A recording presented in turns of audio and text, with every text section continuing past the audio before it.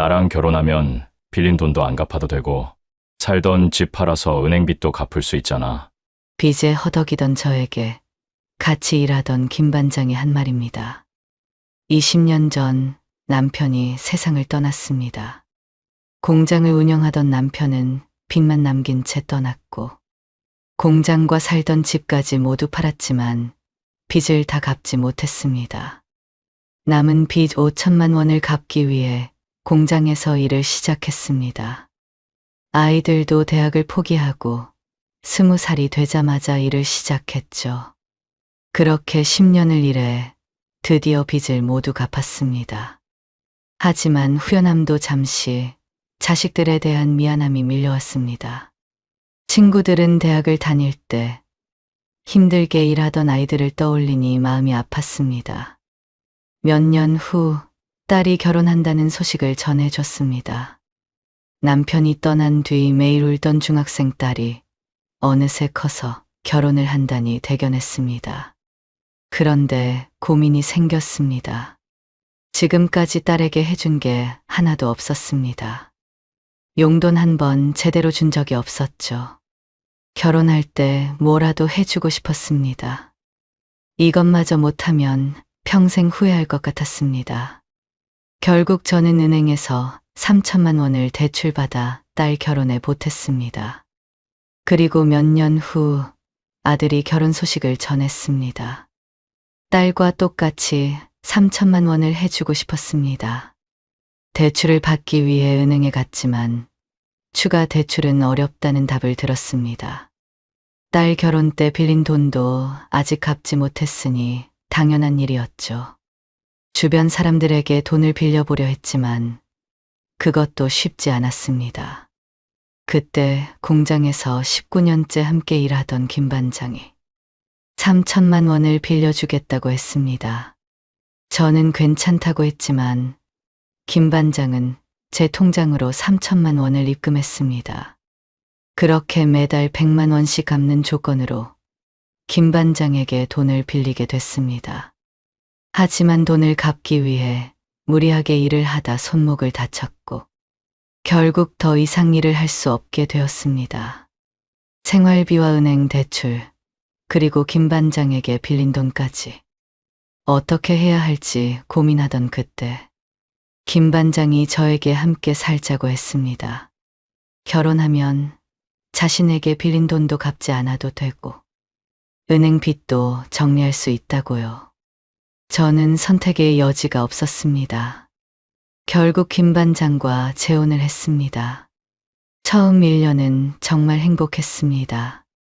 하지만 예상하지 못한 일이 생겼고 지금 이 집에서 도망치고 싶습니다. 그때 빚 때문에 결혼한 게 문제였을까요? 제 이야기 끝까지 들어주시고 여러분들의 생각을 남겨주세요. 구독과 좋아요는 저에게 큰 힘이 됩니다. 20년 전 일입니다. 그날도 평범한 아침이었어요. 남편이 출근하면서 다녀올게 하고 나갔습니다. 저는 애들 학교 보내고 설거지를 하고 있었어요. 그때까지만 해도 몰랐습니다. 그게 남편을 보는 마지막이 될 줄은요. 오후에 경찰에서 전화가 왔어요. 남편이 공장 창고에서 발견됐다고요. 저는 무슨 말인지 이해를 못했습니다. 발견됐다니요. 뭐가요? 경찰이 빨리 오시라고 했어요. 저는 앞치마도 못 벗고 택시를 잡아탔습니다.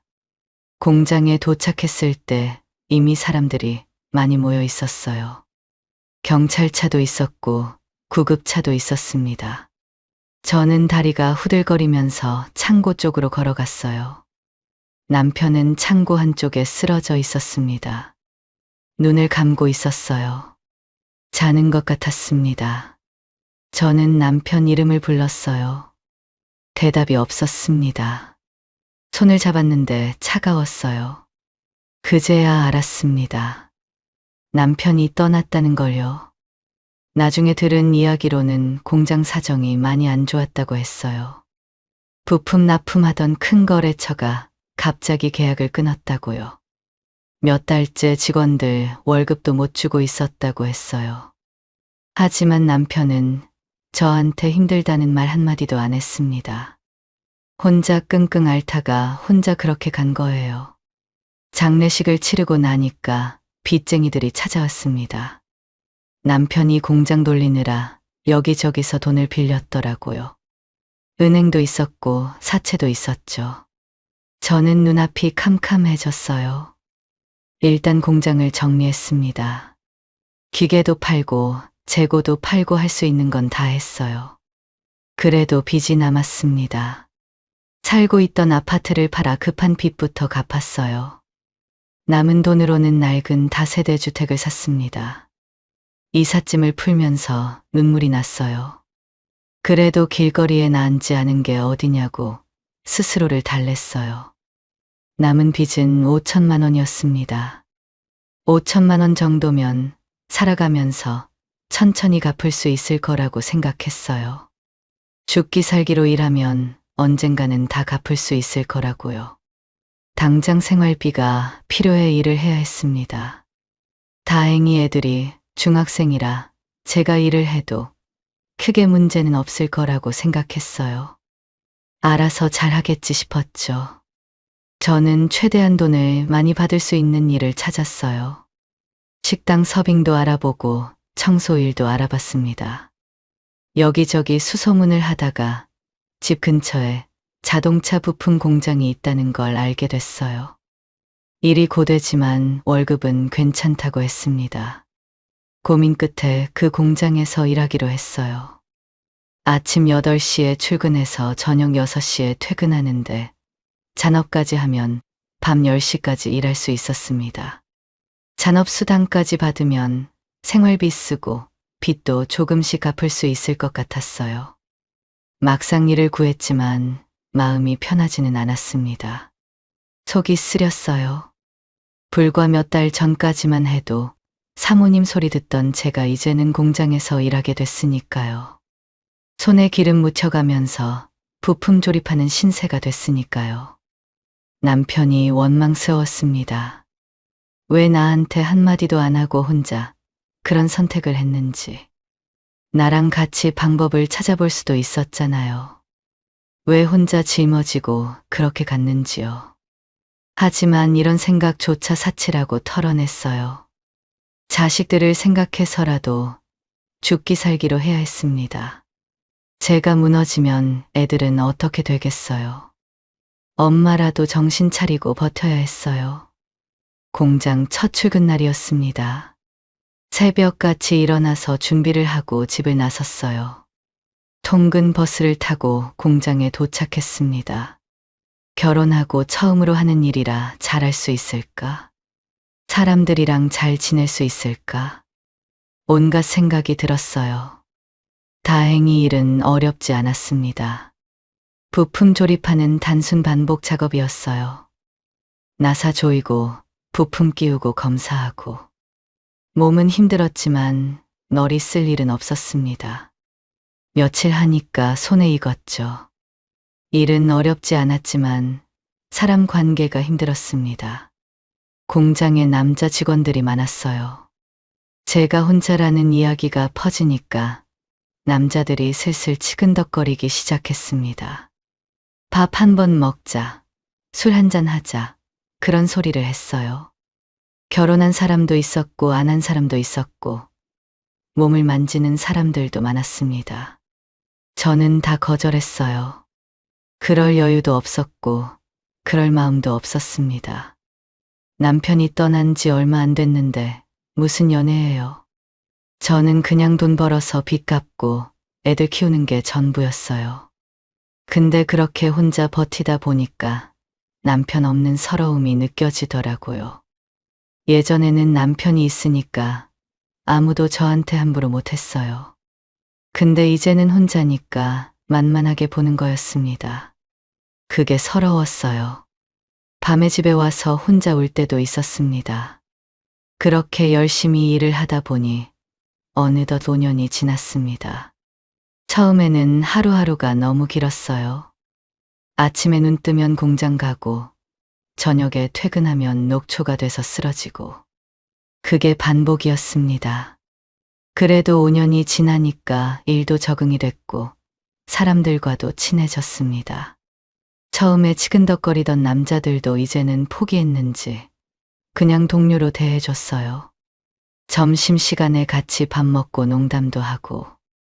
그렇게 지내다 보니 공장 생활도 나쁘지 않았습니다. 빚도 절반 이상 갚았어요. 5천만 원이던 빚이 2천만 원 정도로 줄었습니다. 이 속도면 몇 년 안에 다 갚을 수 있을 것 같았어요. 조금씩 희망이 보이기 시작했습니다. 근데 자식들만 보면 마음이 아팠어요. 얘들이 너무 일찍 철이 들어버렸거든요. 아직 어린 나이인데 부모 걱정을 하고 있었습니다. 아들 종민이는 중학교 때 공부를 잘했어요. 전교에서 항상 3등 안에 들었고 주변에서 기대가 컸습니다. 저도 아들이 좋은 대학 가서 좋은 직장 다니는 걸 꿈꿨죠. 근데 남편이 떠나고 상황이 바뀌었어요. 아들이 고등학교 진학할 때 실업계로 가겠다고 했습니다. 저는 깜짝 놀랐어요. 왜 실업계냐고, 공부 잘하는데 인문계 가야지 하고 말렸습니다. 아들은 고개를 저었어요. 빨리 돈 벌고 싶다고, 엄마 혼자 고생하는 거 못 보겠다고요. 저는 울면서 말렸습니다. 대학은 가야 하지 않겠냐고. 돈은 엄마가 어떻게든 마련할 테니까 걱정하지 말라고요. 근데 아들은 고집을 꺾지 않았습니다. 결국 아들은 실업계 고등학교로 진학했어요. 고등학교 졸업하자마자 아들은 취업을 했습니다. 지방에 있는 조선소였어요. 거기가 월급을 많이 준다고 했습니다. 20살도 안 된 애가 짐 싸들고 지방으로 내려가는 걸 봤어요. 버스터미널에서 손 흔드는 아들 뒷모습이 지금도 눈에 선합니다. 다른 친구들은 대학 들어가서 MT 가고 연애하고 그럴 나이였어요. 근데 우리 아들은 조선소에서 용접하고 있었습니다. 뜨거운 불꽃 튀는 데서 하루 종일 일하고 있었어요. 생각만 해도 가슴이 먹먹했습니다. 딸 민정이도 마찬가지였어요. 어릴 때부터 간호사가 꿈이었습니다. 드라마에서 간호사 나오면 눈을 반짝거리면서 봤어요. 나도 커서 저렇게 되고 싶다고 했습니다. 저는 그래 열심히 공부해서 간호대학 가자 했어요. 근데 남편이 떠나고 딸도 꿈을 접었습니다. 고등학교 때부터 편의점 알바를 했어요. 학교 끝나면 편의점 가서 밤까지 일하고 들어왔습니다. 용돈 달라는 소리 한 번도 안 했어요. 오히려 번 돈으로 자기 학용품 사고 옷 사고 그랬습니다. 고등학교 졸업하고 딸은 간호조무사 학원을 다녔어요. 간호대학은 3년이나 다녀야 하고 등록금도 비싸니까요. 학원은 몇 개월이면 끝나고 바로 취업할 수 있었습니다. 지금은 집 근처 내과에서 간호조무사로 일하고 있습니다. 월급이 많지는 않지만 꾸준히 일하고 있어요. 집에서 같이 사는 딸은 생활비도 한 달에 50만 원씩 보태줬습니다. 저는 됐다고 했어요. 그 돈 모아서 하고 싶은 거 하라고요. 근데 딸은 고개를 저었습니다. 빨리 빚부터 갚자고요. 빚 다 갚으면 그때 모으겠다고요. 이런 자식들을 보면 남편이 원망스러워졌습니다. 당신이 살아있었으면 애들이 이렇게 안 살았을 거예요. 아들은 대학 가서 공부하고 있었을 거고, 딸은 간호대학 다니면서 꿈을 키우고 있었을 겁니다. 당신 때문에 애들 인생이 이렇게 된 거예요. 속으로 그렇게 원망했습니다. 더 슬픈 건 자기들도 힘들 텐데 항상 저를 걱정해 준다는 거였어요. 차라리 반항을 하면 덜 미안할 것 같았어요. 왜 우리는 이렇게 살아야 하냐고. 다 아빠 때문이다. 엄마 때문이다. 그렇게 소리라도 지르면 제 마음이 좀 편할 것 같았습니다. 근데 애들은 그런 말 한 번도 안 했어요. 항상 괜찮다고 했습니다. 걱정하지 말라고 했어요. 그게 더 미안했습니다. 속으로는 얼마나 힘들었겠어요. 친구들 대학 간다고 할 때 얼마나 부러웠겠어요. 근데 내색 한 번 안 하고 묵묵히 버텨준 거잖아요. 저런 아이들을 보면서 저도 포기할 수는 없었습니다. 애들이 저렇게 버티고 있는데 제가 무너지면 안 됐어요. 저도 이를 악물고 일했습니다. 잔업도 빠지지 않고 했어요. 주말 특근도 나갔습니다. 조금이라도 더 벌어서 빚을 빨리 갚고 싶었어요. 5년이 더 지나고 남편이 떠난 지 10년째 되는 날이었습니다. 그날 아침에 은행 앱을 열어봤어요. 대출 잔액이 0원으로 찍혀 있었습니다. 저는 한참을 화면을 들여다봤어요. 드디어 빚을 다 갚은 거였습니다. 10년이 걸렸어요. 10년 동안 공장에서 일하면서 허리도 망가지고 손목도 안 좋아졌습니다. 피부는 거칠어지고 손은 굳은 살이 박혔어요. 그래도 빚을 다 갚았다는 생각에 뿌듯했습니다. 이제 번 돈은 다 제 돈이에요. 이자 낼 필요도 없고 원금 갚을 필요도 없었습니다. 이제는 잔업도 좀 줄이고 쉬엄쉬엄 일해야겠다고 생각했어요. 조금씩 돈도 모아서 나중에 이사도 하고 싶었습니다. 애들한테도 뭔가 해주고 싶었어요. 지금까지 해준 게 없으니까요. 그렇게 몇 년이 더 흘렀습니다. 저는 여전히 공장에서 일했고, 딸은 여전히 내과에서 일했어요. 아들은 지방에서 열심히 돈을 벌고 있었습니다. 평범하지만 나쁘지 않은 나날이었죠. 어느 날 저녁 딸이 퇴근하고 들어오더니 할 말이 있다고 했습니다. 표정이 뭔가 달랐어요. 볼이 발그레하고 눈이 반짝거렸습니다. 저는 뭔데 그러냐고 물었어요. 딸이 남자친구를 집에 데려오고 싶다고 했습니다.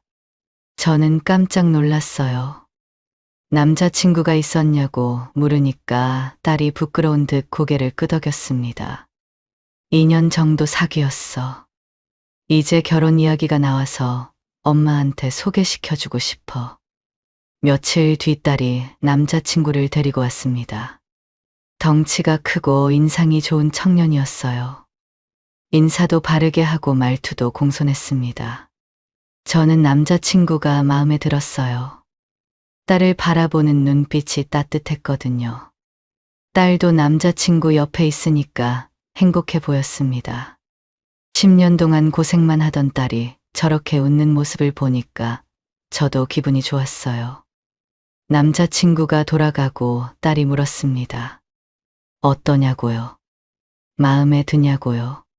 저는 웃으면서 대답했어요. 네가 고른 남자인데 당연히 좋지. 행복해 보이더라. 그 말을 하는데 갑자기 눈물이 흘렀습니다. 저도 모르게요. 남편이 세상을 떠나고 매일 울던 중학생 딸이 다 커서 이제 결혼을 한다니.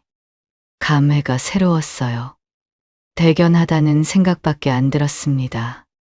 딸이 놀라면서 왜 우냐고 했어요. 좋은 날인데 왜 눈물이냐고요. 저는 웃으면서 눈물을 닦았습니다. 기뻐서 그래. 우리 민정이가 이제 시집을 가는구나 싶어서.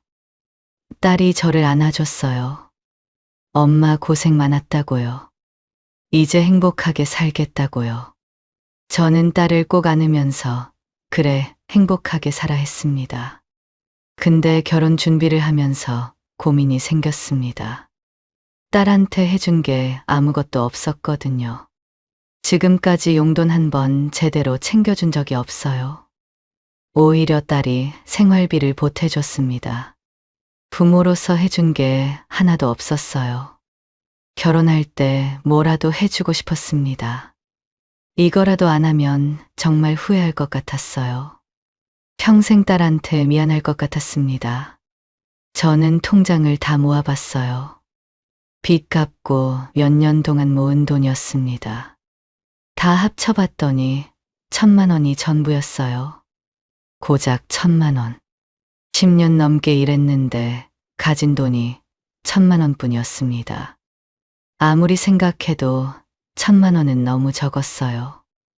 요즘 결혼 비용이 얼마나 많이 드는데요. 1,000만 원으로는 아무것도 못해요. 최소한 3,000만 원은 보태줘야 체면이 서는 것 같았습니다. 며칠을 고민했어요. 잠도 제대로 못 잤습니다. 어떻게 해야 하나 이리저리 궁리를 했어요. 친척들한테 빌릴까도 생각해봤는데 다들 사정이 넉넉지 않았습니다. 친구들한테 손 벌리기도 민망했어요. 결국 은행에 가기로 했습니다. 대출을 받아야겠다고 마음먹었어요. 빚을 다 갚은 지 3년밖에 안 됐는데 다시 빚을 지는 게 막막했습니다.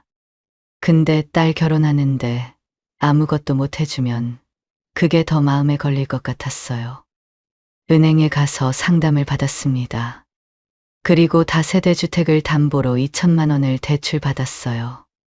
제가 가진 1,000만 원이랑 합치니까 3,000만 원이 됐습니다.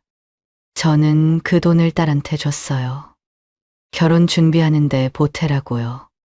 딸은 깜짝 놀라면서 이 돈이 어디서 났냐고 물었습니다.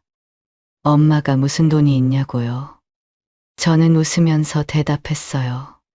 그동안 네가 생활비 준 거 모아둔 거야. 그 돈 돌려주는 거니까 그냥 받아. 딸 눈에 눈물이 글썽거렸어요. 고맙다고, 엄마 진짜 고맙다고 했습니다. 그렇게 딸이 시집을 가니 집이 조용해졌습니다. 저녁에 퇴근하고 돌아오면 아무도 없었어요. 밥 차려줄 사람도 없고 이야기 나눌 사람도 없었습니다. 딸이랑 같이 살 때는 몰랐는데 빈자리가 크더라고요. 그래도 잘 됐다고 생각했어요. 딸이 행복하면 됐습니다. 딸이 결혼해서 집을 나간 뒤로 생활이 빠듯해졌습니다. 딸이 함께 살 때는 매달 50만 원씩 생활비를 보태줬거든요. 그게 없어지니까 생활비가 부족했어요. 거기다 은행 대출이자도 내야 했습니다. 이래저래 계산해 보니까 잔업을 안 하면 적자였어요. 저는 다시 잔업을 시작했습니다. 저녁 6시에 끝나는 일을 밤 10시까지 했어요. 퇴근하고 집에 오면 녹초가 됐습니다. 씻을 힘도 없어서 옷 입은 채로 쓰러져 잠들 때도 있었어요. 그렇게 2년이 흘렀습니다. 어느 날 아들한테서 전화가 왔어요. 목소리가 들떠 있었습니다. 엄마, 나 결혼해? 저는 깜짝 놀랐습니다. 종민이가 결혼을 한다고요. 아들은 20살 때 조선소로 내려간 뒤로 쭉 거기서 살았어요. 명절에 잠깐 올라오는 거 말고는 얼굴 보기 힘들었습니다. 밥 한 끼 제대로 챙겨준 적이 없었어요. 20살부터 혼자 큰 아들이에요. 그런 아들이 항상 마음에 걸렸습니다. 그런 아들이 결혼한다니 너무 좋았어요. 이제 옆에서 챙겨줄 사람이 생긴 거니까요. 밥도 차려주고 아플 때 곁에 있어줄 사람이 생긴 거잖아요. 저는 전화기 붙들고 울었습니다. 며칠 뒤 아들이 여자친구를 데리고 집에 왔어요. 얌전하고 착해 보이는 아가씨였습니다. 간호사라고 했어요. 병원에서 일하다가 아들을 만났다고요. 저는 마음에 들었습니다. 우리 아들 잘 부탁한다고 했어요. 이런저런 이야기를 하다가 신혼집 이야기가 나왔습니다. 아들이 아직 집을 못 구했다고 했어요. 전세 구하려면 돈이 많이 드는데 모아둔 게 부족하다고요.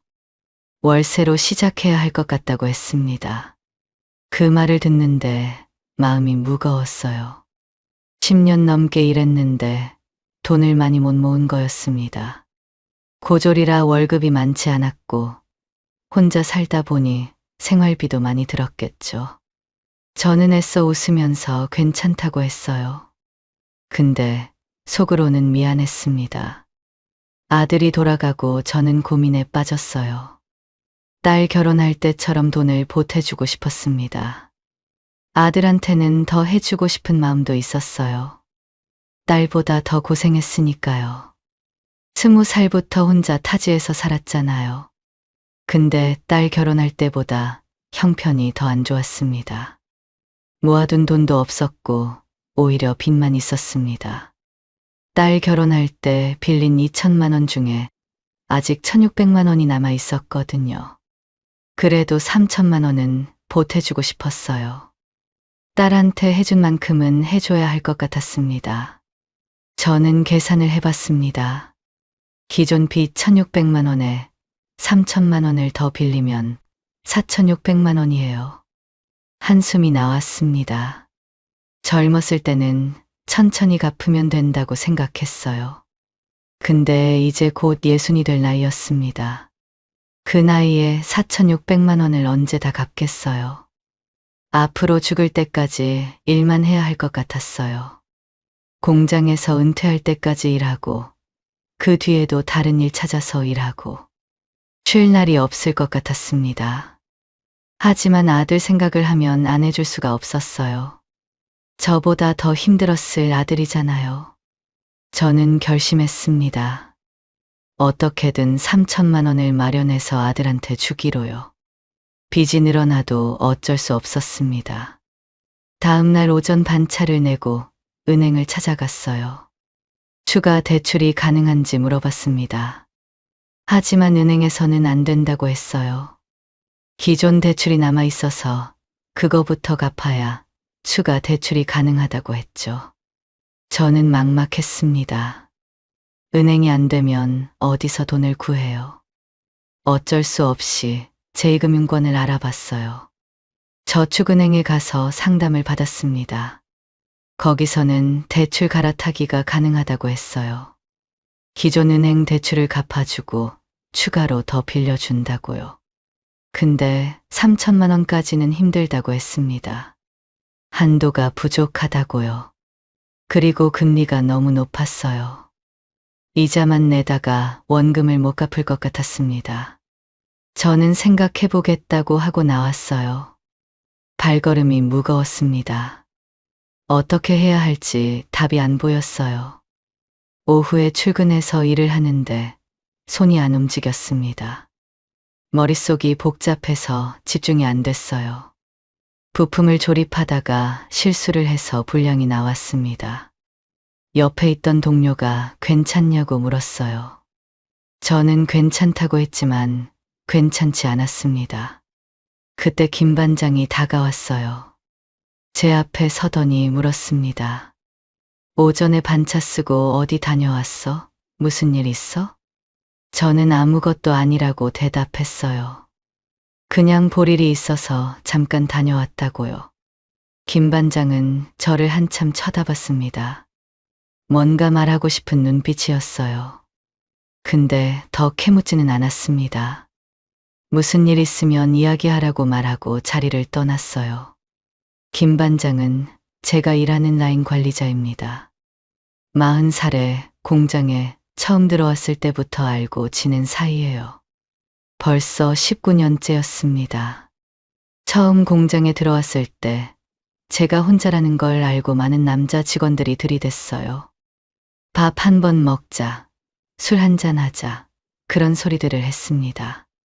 동갑이었던 김 반장도 그때 저한테 관심을 보였어요.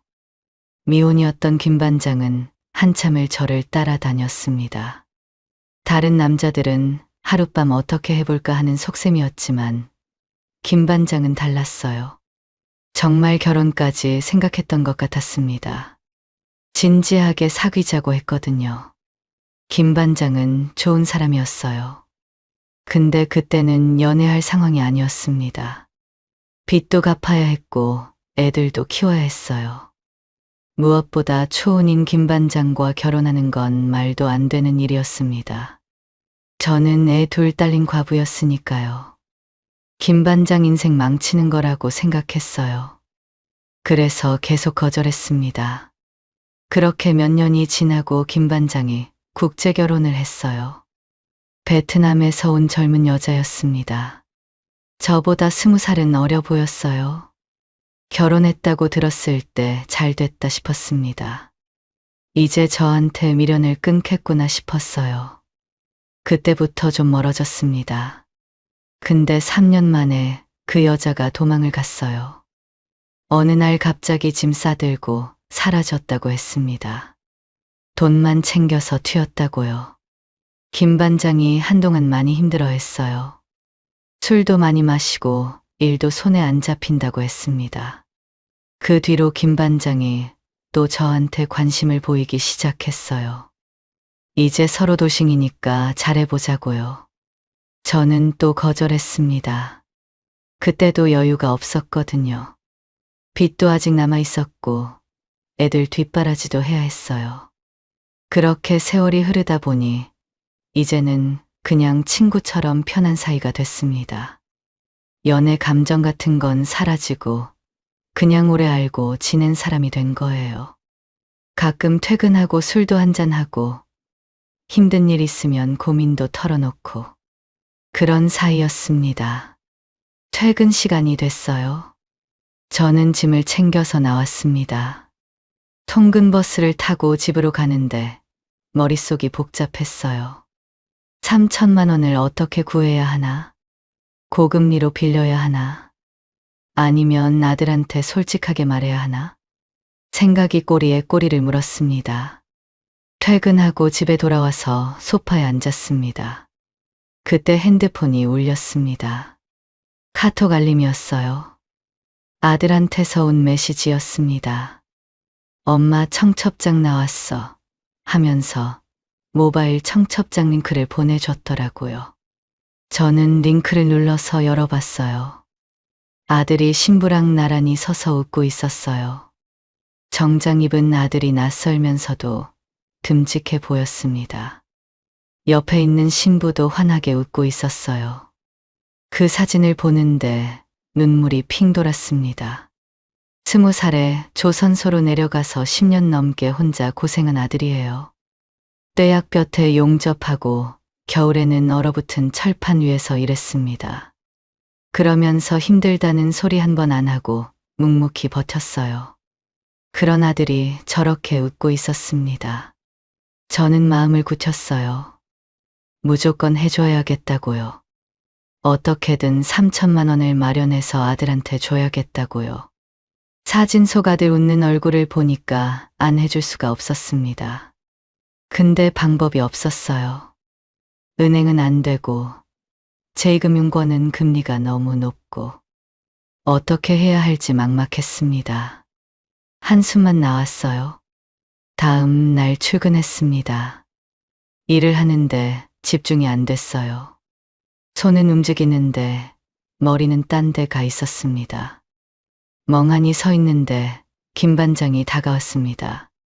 제 등을 툭 치면서 말했어요. 뭐해? 빨리빨리 일해. 화이팅. 장난스러운 말투였어요. 저는 화들짝 놀라면서 죄송하다고 했습니다. 정신 차리고 일하겠다고요. 김 반장은 웃으면서 자리로 돌아갔어요. 정신을 차리려고 했지만 쉽지 않았습니다. 부품을 조립하다가도 멍해지고 검사하다가도 딴 생각을 했어요. 3천만 원. 그 숫자가 머릿속을 떠나지 않았습니다. 점심시간이 됐어요. 구내식당에 가서 밥을 받아 자리에 앉았습니다. 혼자 먹으려는데 김 반장이 식판을 들고 맞은편에 앉았어요. 김 반장이 저를 쳐다보면서 물었습니다.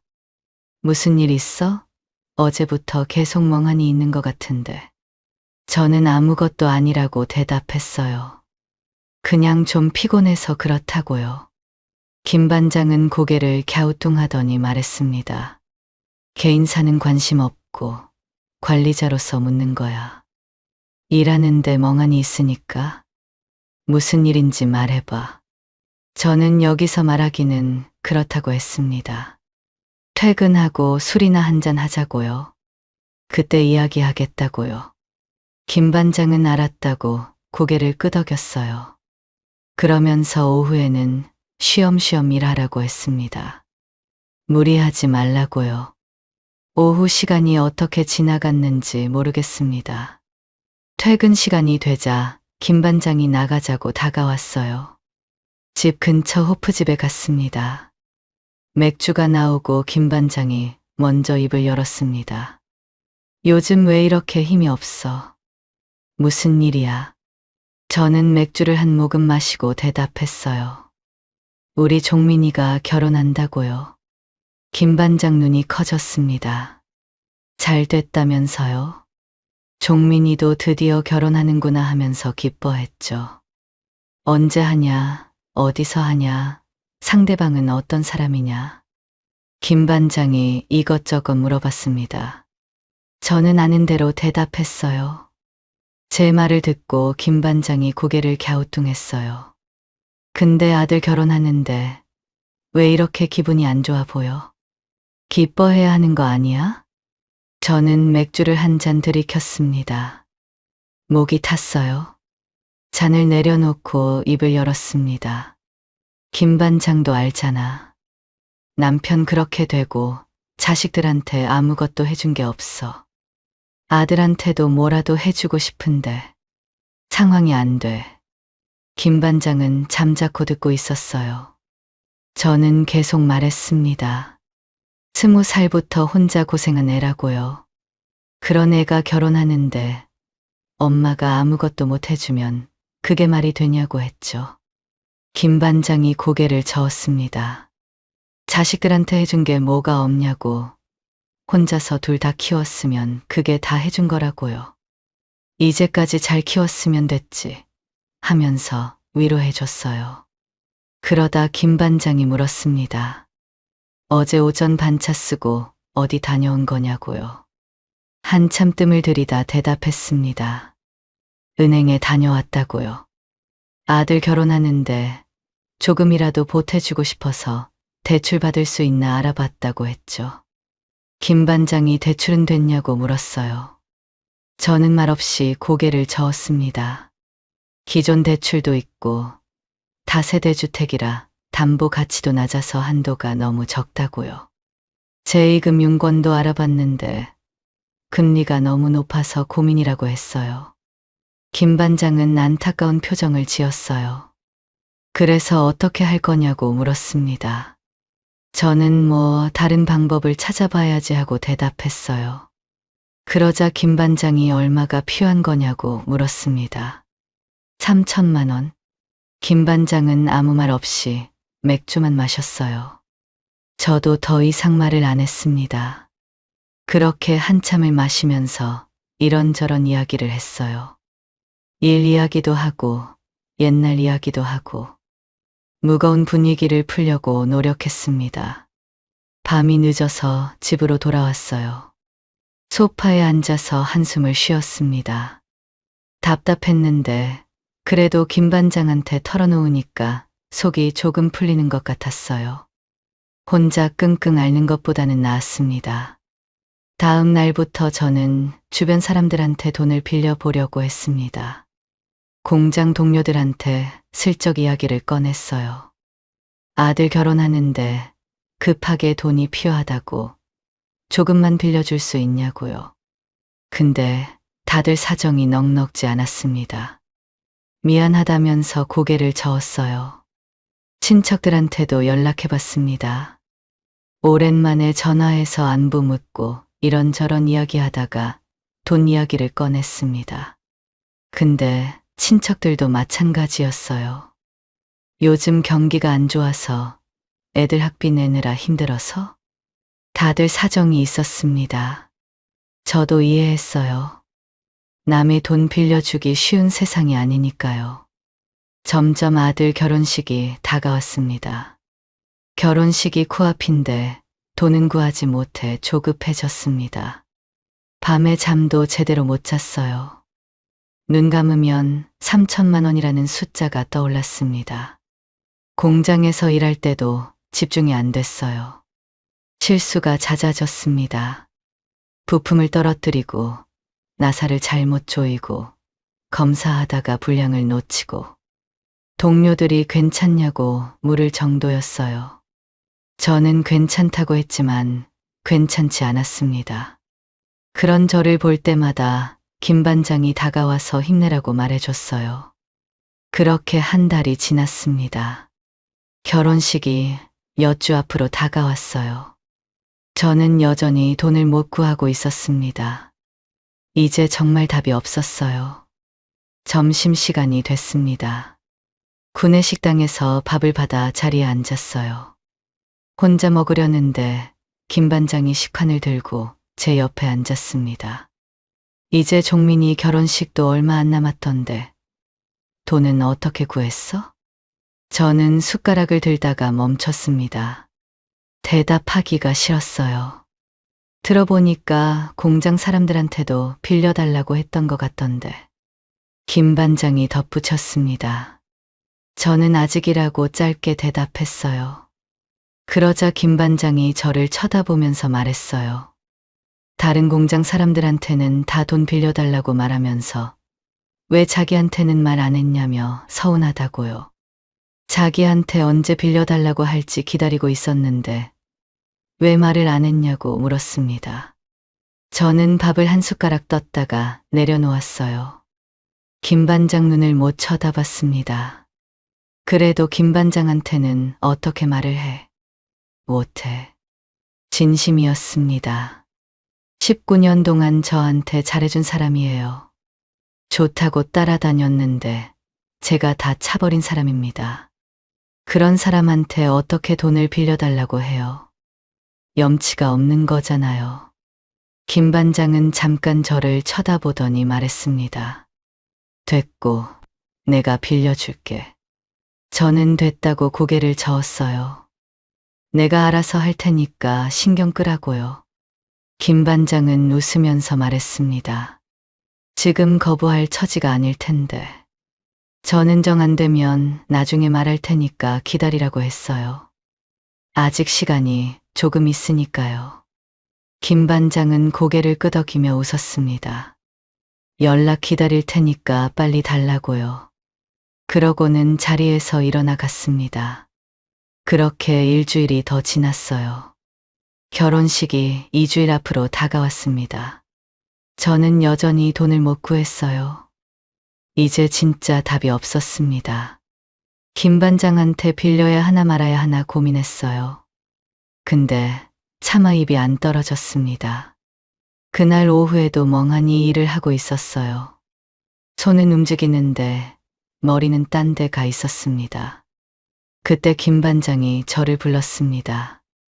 돈은 어떻게 해결했어? 저는 아직이라고 했어요. 김 반장은 한숨을 쉬더니 말했습니다. 그냥 내가 빌려줄게. 저는 고개를 저었어요. 됐다고요. 정말 괜찮다고요. 김 반장은 웃으면서 말했습니다. 지금 그 돈 때문에 일을 제대로 못하고 있다고. 실수 연발이라 회사에 막대한 피해라고요. 자기가 돈을 빌려줄 테니까 빨리 잊고 열심히 일하라고 했죠. 저는 한참 아무 말도 못했어요. 눈시울이 뜨거워졌습니다. 고맙다는 말밖에 안 나왔어요. 마음만 받을게. 정말 고마워.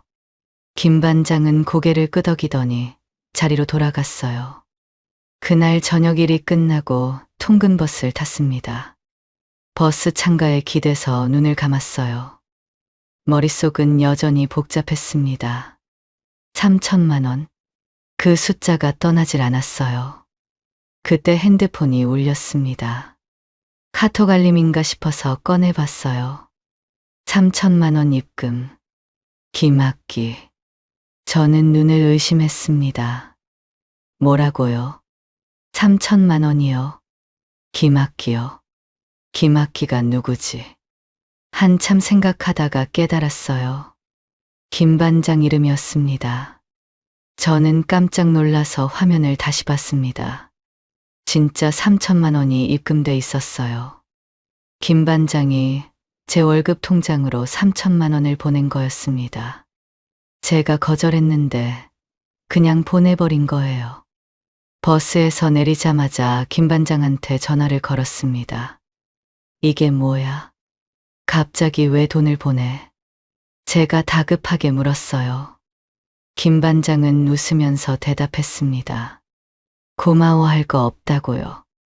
열심히 일해서 갚으면 된다고요. 그냥 빌려주는 거니까 부담 갖지 말라고 했죠. 저는 아무 말도 못했습니다. 목이 메었어요. 한참 말없이 서 있었습니다.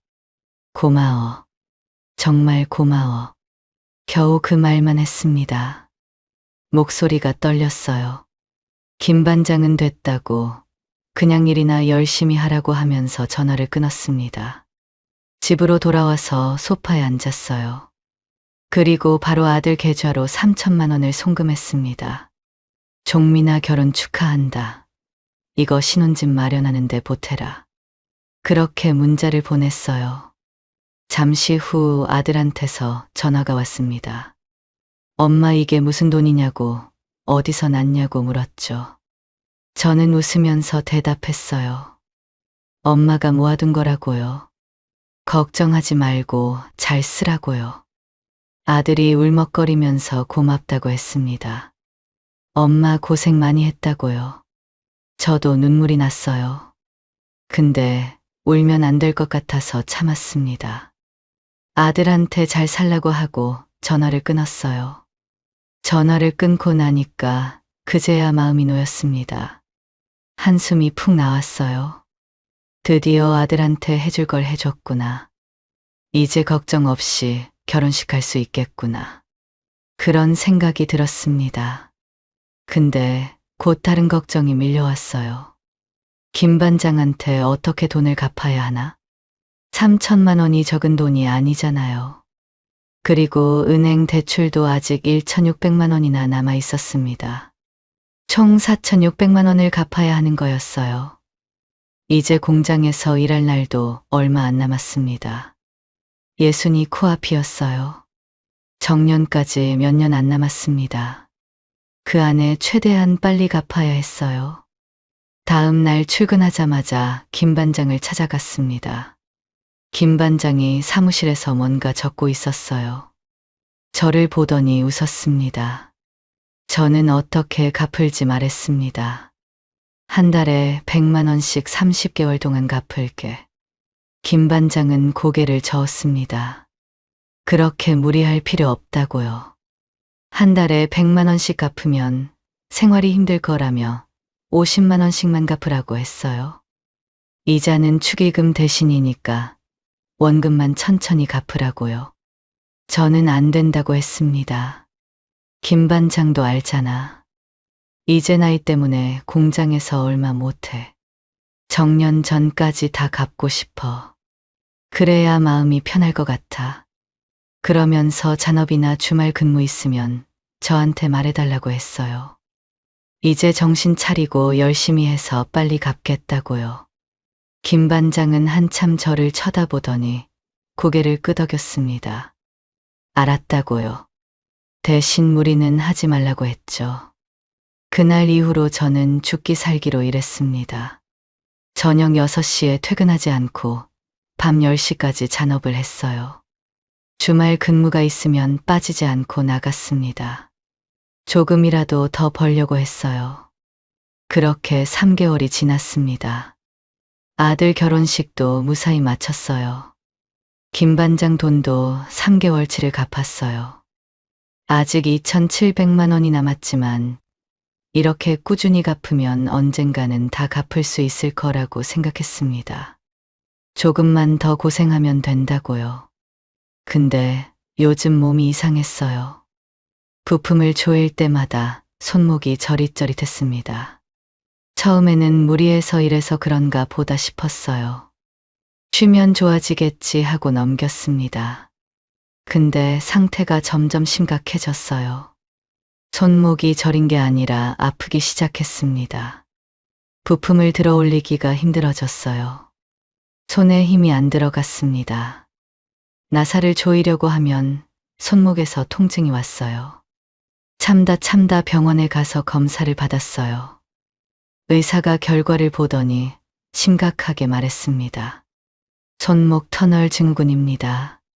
손목을 너무 많이 써서 신경이 눌린 상태예요. 무조건 쉬어야 한다고 했습니다. 지금 상태에서 더 무리하면 수술까지 갈 수 있다고요. 최소 한두 달은 손목을 쓰면 안 된다고 했어요. 저는 눈앞이 캄캄해졌습니다. 쉬라고요? 지금 쉴 상황이 아니었어요.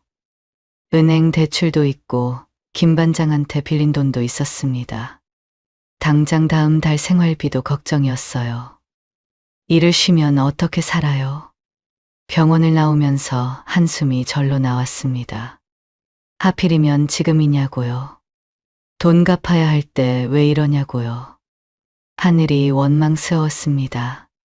다음 날 출근해서 일을 시작했습니다. 나사를 조이려는데 손에 힘이 안 들어갔습니다. 부품이 손에서 미끄러져 바닥에 떨어졌어요. 주워서 다시 잡았습니다. 또 떨어졌어요. 목이 말을 안 들었습니다. 아무리 힘을 줘도 부품을 제대로 잡을 수가 없었죠. 그때 김 반장이 다가왔습니다.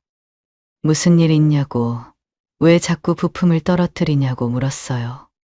저는 잠깐 망설이다가 사실대로 말했습니다. 손목이 안 좋다고 병원에서 손목 터널 증후군이라고 했다고 했어요. 김 반장 얼굴이 굳어졌어요.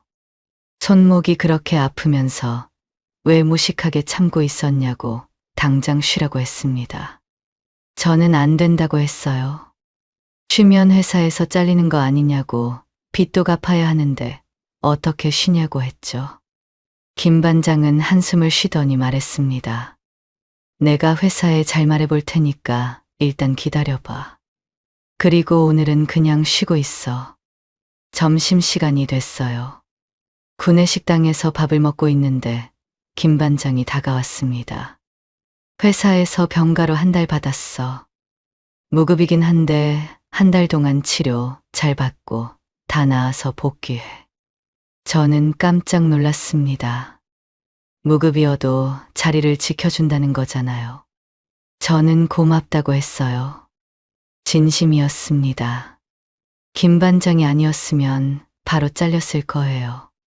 다음 날부터 일을 쉬게 됐습니다. 병원에 가서 치료를 받았어요. 물리치료도 하고 약도 먹고 의사가 말한 대로 손목을 최대한 안 쓰려고 했습니다.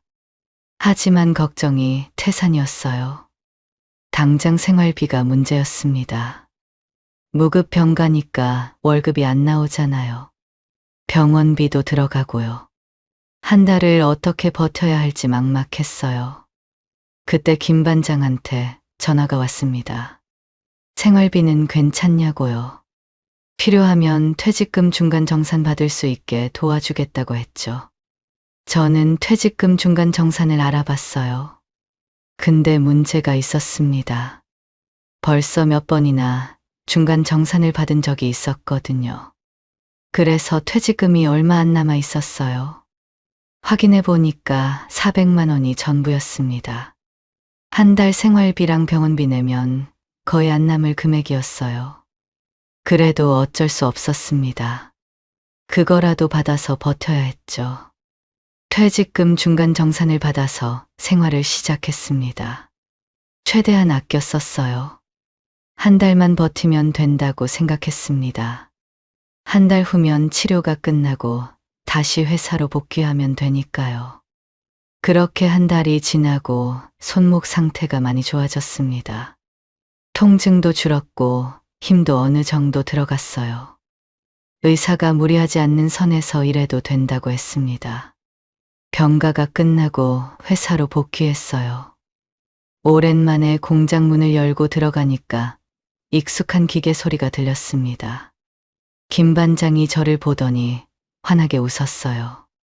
왔어? 네가 없으니까 우리 라인이 너무 조용했어. 잘 왔다. 저도 웃으면서 인사했습니다.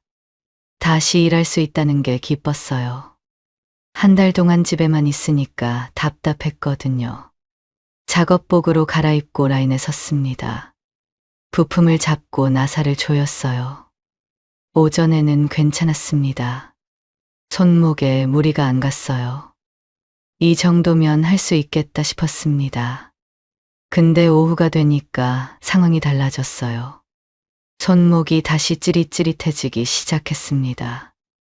부품을 잡는데 손에 힘이 안 들어갔어요. 아침이랑 다르게 손목이 말을 안 들었습니다. 어떻게든 해보려고 참았어요. 이 악물고 버텼습니다. 근데 도저히 안 됐어요. 손목 통증이 점점 심해졌습니다. 부품을 또 떨어뜨렸어요. 김 반장이 다가와 괜찮냐고 물었습니다. 힘들 것 같아. 손목이 말을 안 들어. 김 반장은 괜찮다고 했어요. 천천히 쉬어가면서 하라고요. 무리하지 말라고 했죠. 근데 저는 그럴 수가 없었습니다. 제가 느리면 김 반장이나 다른 동료들한테 피해가 갔어요. 라인이 밀리면 다 같이 욕을 먹거든요. 저 때문에 다른 사람들이 고생하는 게 너무 미안했습니다. 그날 밤 집에 와서 한참을 고민했어요. 이대로는 안 되겠다 싶었습니다. 손목이 이 모양인데 어떻게 계속 일을 해요? 동료들한테 민폐만 끼치는 거잖아요. 결국 일을 그만두기로 했습니다. 다음 날 김 반장한테 그만두겠다고 말했어요. 김 반장은 극구 말렸습니다. 조금만 더 쉬면 괜찮아질 거라고요. 근데 저는 고개를 저었어요.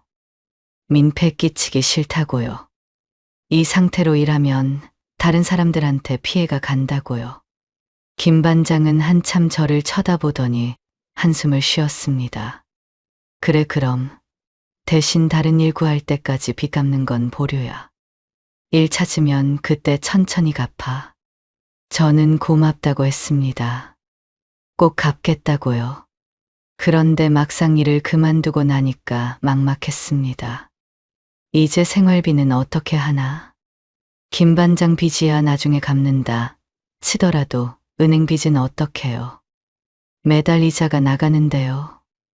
연체되면 큰일이잖아요. 한숨만 나왔습니다. 그렇게 한 달이 지났습니다. 퇴직금 중간 정산으로 받은 400만 원은 금방 바닥이 났어요. 생활비에 병원비에 은행 이자에 이것저것 나가니까 순식간에 사라졌습니다. 통장 잔액이 10만 원도 안 남았어요. 저는 어떻게 할 수가 없어서 주민센터를 찾아갔습니다. 일을 하다가 손목이 안 좋아져서 그만뒀는데 지금 생활비가 없다고요. 뭔가 도움받을 수 있는 게 있냐고 물었습니다. 직원이 이것저것 물어보더니 말했어요. 기초생활수급자 대상이 될 수도 있다고요. 서류 준비해서 신청하면 심사를 거쳐서 지원받을 수 있다고 했습니다. 저는 기초생활수급자라는 말을 듣는 순간 마음이 복잡해졌어요. 부끄러웠습니다. 자식들도 있는데 기초생활수급자라니요. 그리고 할머니가 기초생활수급자라고 하면 손주들이 어떻게 생각하겠어요? 창피해하지 않을까요? 저는 생각해보겠다고 하고 주민센터를 나왔습니다. 집으로 돌아오는 길에 한숨만 나왔어요. 기초생활수급자. 그 말이 자꾸 맴돌았습니다. 받아야 하나 말아야 하나? 답이 안 나왔어요. 그 주 주말에 김 반장한테서 연락이 왔습니다. 어떻게 지내냐고 밥이나 한 끼 하자고요. 평상시 같으면 다음에 하자고 했을 거예요. 근데 돈도 빌린 상황에서 다음에 하자고 하면 피하는 것처럼 보일 것 같았어요. 어쩔 수 없이 만나기로 했습니다. 집 근처 식당에서 만났어요. 김 반장이 저를 보더니 손목부터 물었습니다. 손목은 이제 좀 어때? 저는 조금씩 좋아지고 있다고 대답했어요. 빨리 일 구해서 돈 갚겠다고요. 김 반장은 손을 저었습니다. 내 돈은 천천히 갚으라고. 우리 사이에 떼먹을 것도 아니지 않냐고 웃었죠. 그러면서 어떻게 지내냐고 물었습니다. 저는 그냥 손목 치료받으면서 있다고 대답했어요. 김 반장은 걱정스런 눈빛으로 생활비는 부족하지 않냐고 물었습니다. 저는 머뭇거렸어요. 뭐라고 해야 할지 모르겠었습니다. 그냥 이래저래 버티고 있다고 얼버무렸죠. 김 반장이 안타까운 표정을 지었습니다. 한참 저를 쳐다보더니 갑자기 말했어요. 힘들면 그냥 나랑 같이 살자. 저는 피식 웃었습니다. 또 그 소리냐고 20년째라고요. 김 반장이 저한테 같이 살자고 한 게 한두 번이 아니거든요. 그때마다 다 거절했습니다. 근데 김 반장이 말했어요. 결혼하자는 게 아니라고 그냥 자기 집에 들어와서 살라고요. 지금 일할 수 있는 몸 상태가 아니잖아. 우리 집에 와서 살림해. 그럼 내가 월급 줄게. 저는 말이 되는 소리냐고 물었어요. 김 반장이 진지한 표정으로 말했습니다. 나도 혼자 살면서 집안일 하기 힘들어. 네가 와서 밥 해주고 청소해주면 좋잖아. 대신 월급 줄게. 우리 집에 살면 생활비도 안 들고 돈도 벌 수 있잖아.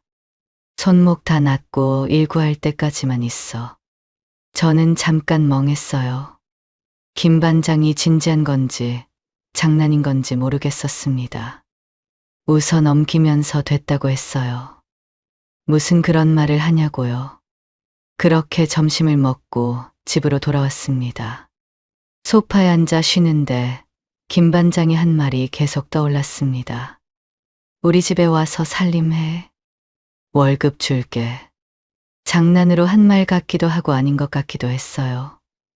말도 안 되는 소리 같지만 현실은 절박했습니다. 당장 냉장고에 먹을 게 거의 없었어요. 그것보다 은행 대출 이자를 못 내고 있었습니다. 연체가 시작됐어요. 더 밀리면 신용불량자가 될 수도 있었습니다. 한참을 고민했어요. 이러지도 저러지도 못하는 상황이었습니다. 기초생활수급자 신청을 할까? 아니면 김 반장 제안을 받아들일까? 머릿속이 복잡했어요. 고민 끝에 그날 밤 김 반장한테 전화를 걸었습니다. 점심때 말한 거 진심이야? 김 반장이 진심이라고 대답했습니다. 저는 한참 말없이 있다가 입을 열었습니다. 좋아. 손목 다 나을 때까지만 해볼게. 김 반장이 좋다고 했어요. 목소리가 밝았습니다. 저는 전화를 끊고 한숨을 쉬었어요. 길어야 3개월이면 손목도 다 낫고 일도 구할 수 있을 거라고 생각했습니다. 그때까지만 버티면 된다고요. 다음 날 짐을 싸서 김 반장 집으로 들어갔습니다. 김 반장이 현관에서 저를 반겼어요. 어서 오라면서 캐리어를 받아들었습니다. 김 반장 집은 깔끔한 아파트였어요. 방 2개에 거실 하나. 혼자 살기에는 넓었습니다. 김 반장이 제 방을 보여줬어요. 작은 방이었지만 햇살이 잘 들어왔습니다. 제가 살던 낡은 집보다 훨씬 좋았어요. 김 반장이 말했습니다. 내 집이다 생각하고 편하게 지내. 그러며 할 일에 대해 설명해 줬어요. 할 일은 별거 없다며 음식이랑 청소만 해주면 된다고 했습니다. 아침은 간단하게 먹으니까 저녁만 차려주면 된다고요. 청소도 매일 할 필요 없이 일주일에 2~3번만 하면 된다고 했습니다. 그러면서 한 달에 월급으로 100만 원을 주겠다고 했어요. 저는 깜짝 놀랐습니다. 뭘 그렇게 많이 주냐고 밥하고 청소하는 게 전부인데 100만 원이 말이 되냐고요. 김 반장은 웃으면서 말했어요. 모아서 은행 빚부터 빨리 갚으라고 연체되면 골치 아프니까 그거부터 해결하라고 했죠. 저는 고맙다고 했습니다. 진심이었어요. 이런 조건이 어디 있겠어요. 생활비 안 들고 월급까지 받으면서 손목 치료도 할 수 있으니까요. 그렇게 김 반장 집에서 생활이 시작됐습니다. 아침에 김 반장이 출근하면 저는 대충 청소를 했어요. 거실 쓸고 닦고 설거지하고 빨래 돌리고. 그러고 나면 오전이 끝났습니다. 오후에는 장을 봐서 저녁을 준비했어요. 김 반장이 좋아하는 반찬을 만들었습니다. 남는 시간에는 병원에 가서 물리치료를 받았어요. 집에 와서는 소파에 누워서 쉬었어요. 일하던 때랑 비교하면 천국이었습니다. 처음에는 걱정이 좀 있었어요. 김 반장 집에 들어오면 혹시나 딴짓을 하는 건 아닌지, 밤에 뭔가 요구하는 건 아닌지, 그런 생각이 들었거든요. 근데 그런 일은 없었습니다. 김 반장은 선을 지켰어요. 밤에 제 방에 들어오는 일도 없었고, 이상한 눈빛으로 쳐다보는 것도 없었어요. 그냥 같이 사는 동거인처럼 지냈습니다. 그렇게 3개월이 지났어요. 손목이 많이 좋아졌습니다. 병원에서도 이제 일해도 된다고 했어요. 저는 이제 나갈 때가 됐다고 생각했습니다. 그날 저녁밥을 먹고 김 반장한테 말했어요. 그동안 고마웠다고요. 덕분에 손목도 다 나았다며 이제 집을 나가겠다고 했습니다. 김 반장 얼굴이 굳어졌어요. 뭔가 말하고 싶은 표정이었습니다. 한참을 뜸들이더니 입을 열었어요. 그냥 우리 이대로 계속 살면 안 될까? 우리 잘 맞지 않아? 저는 잠깐 멈췄습니다. 예상 못한 말이었어요. 김 반장이 계속 말했어요. 3개월 동안 같이 살면서 좋았다고요. 집에 와서 따뜻한 밥 먹는 게 얼마나 행복한지 몰랐다며 계속 함께 살자고 했습니다. 그 말을 듣고 머리가 복잡해졌습니다. 사실 저도 3개월 동안 너무 편했거든요. 김 반장도 잘해줬고 생활비 걱정도 없었어요. 나가서 다시 일하면서 힘들게 살고 싶지 않았습니다. 잠시 생각을 하다가 대답했습니다. 좋아. 그러자. 김 반장 얼굴이 환해졌어요. 정말이냐고 몇 번이나 물었습니다. 저는 고개를 끄덕였어요. 김 반장이 갑자기 말했습니다. 혼인신고도 하자. 20년 전부터 이 날을 꿈꿨어. 우리가 부부가 되는 거. 저는 잠깐 망설였습니다.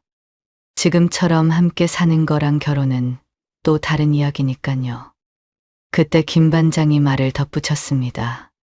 정식으로 부부가 되면 자기한테 빌린 돈도 안 갚아도 되고, 제가 살던 다세대 주택 팔아서 은행 빚도 갚을 수 있다고요. 저는 이제 빚에서 해방될 수 있다는 생각에 알았다고 했습니다. 그렇게 혼인신고를 했어요. 김 반장이 아니라 이제 남편이 됐습니다. 남편 말대로 다세대 주택을 팔아 은행 빚을 갚고 남은 돈은 예금으로 돌렸습니다. 이제 빚이 하나도 없었어요.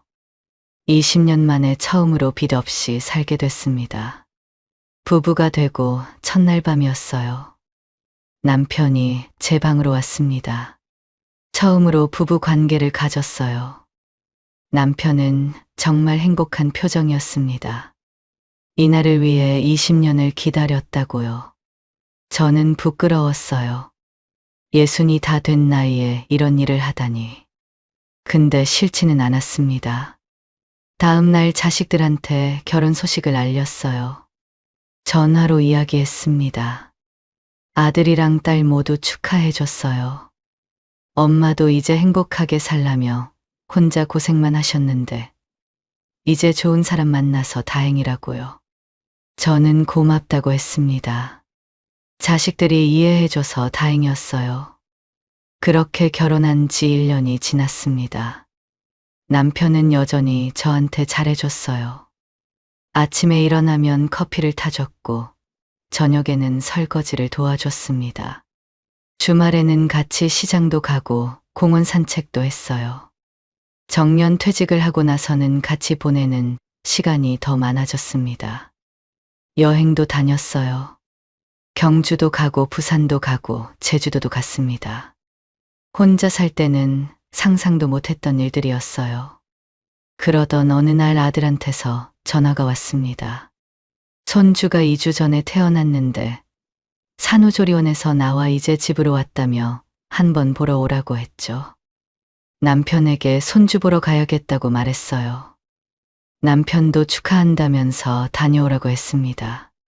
바로 지방에 있는 아들 집으로 내려갔어요. 처음에는 손주만 보고 바로 올라오려고 했습니다. 근데 며느리를 보니까 너무 힘들어 보였어요. 산후조리원에서 막 나왔는데 아직 몸이 안 좋은 것 같았습니다. 얼굴이 창백하고 기운이 없었어요. 저는 마음이 쓰였습니다. 며칠만 더 있으면서 손주 봐줘야겠다고 생각했어요. 남편한테 전화를 걸어 며칠 더 있다가 가겠다고 했습니다. 며느리가 힘들어해서 도와주고 싶다고요. 남편은 알았다고 천천히 있다 오라고 했어요. 그렇게 2주를 있었습니다. 2주가 지나니까 며느리도 많이 좋아졌고 이제 혼자서도 할 수 있을 것 같다고 했어요. 마지막으로 손주를 안아주고 집으로 향했습니다. 집에 도착해 현관문을 열고 들어갔어요. 남편이 거실에 앉아 있었습니다. 저를 보더니 고개만 까딱했어요. 반갑다는 말도 없었습니다. 표정이 냉랭했어요. 2주 만에 봐서 어색한 건가 싶었습니다. 저는 남편 옆에 앉아서 미안하다고 했어요. 생각보다 오래 있었다고요. 며느리가 힘들어해서 어쩔 수 없었다고 했죠. 남편이 한숨을 쉬며 알았다고 했어요. 근데 2주 동안 혼자 있으니까 외롭기도 하고 너무 힘들었다고요. 저는 계속 미안하다고 했어요. 다음에는 안 그러겠다고요. 남편을 어르고 달랬습니다. 맛있는 것도 해주고 안마도 해주고 계속 신경을 썼어요. 그렇게 며칠이 지나니까 남편 표정이 푸어졌습니다.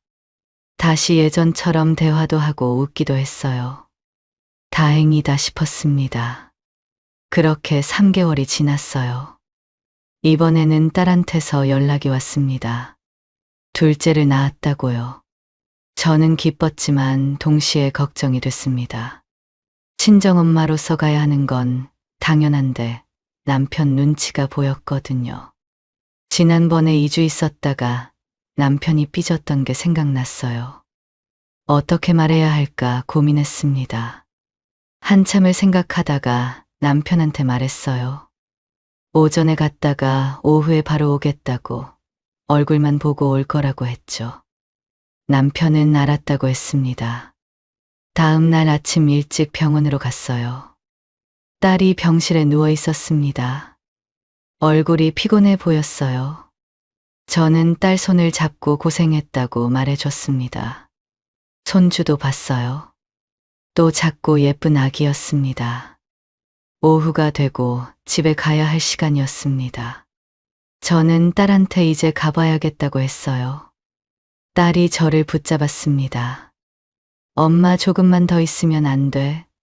혼자 있기 힘들어. 저는 마음이 찢어지는 것 같았어요. 근데 남편이랑 약속이 있었습니다. 딸한테 미안하다고 했어요. 내일 또 올게 하고 병실을 나왔습니다. 집으로 돌아오는 길에 마음이 불편했습니다. 딸 표정이 계속 떠올랐거든요. 집에 도착하니까 약속대로 빨리 와서 그런지 남편도 아무 말 안 했습니다. 저녁 먹고 평범하게 지냈어요. 다음 날 아침이 됐습니다. 저는 남편한테 딸한테 다녀오겠다고 했어요. 어제처럼 일찍 올 거라고요. 남편 표정이 굳어졌습니다. 어제 갔으면 됐지. 왜 오늘 또 가? 저는 딸이 힘들어해서 옆에 있어주고 싶다고 했어요. 남편이 한숨을 쉬더니 말했습니다. 당신은 항상 나보다 자식들이 먼저야. 나한테는 당신이 항상 우선인데 당신은 아닌 것 같아서 서운해. 저는 자주도 아니고 가끔인데 이해해달라고 했어요. 이번이 마지막이라고요. 남편은 모르겠다고 알아서 하라며 방으로 들어갔습니다. 저는 고민하다가 딸 표정이 아른거려서 병원으로 갔어요. 잠깐 딸을 보고 오후에 다시 집으로 돌아왔습니다. 근데 남편은 아는 척도 안 했어요. 미안하다고 이제 안 간다고 해도 냉랭했습니다. 며칠 동안 어르고 달랬어요. 맛있는 것도 해주고 안마도 해주고. 근데 남편은 짧게 대답하거나 아예 대답을 안 했습니다. 일주일 후 저녁을 먹는데 남편이 갑자기 말했어요.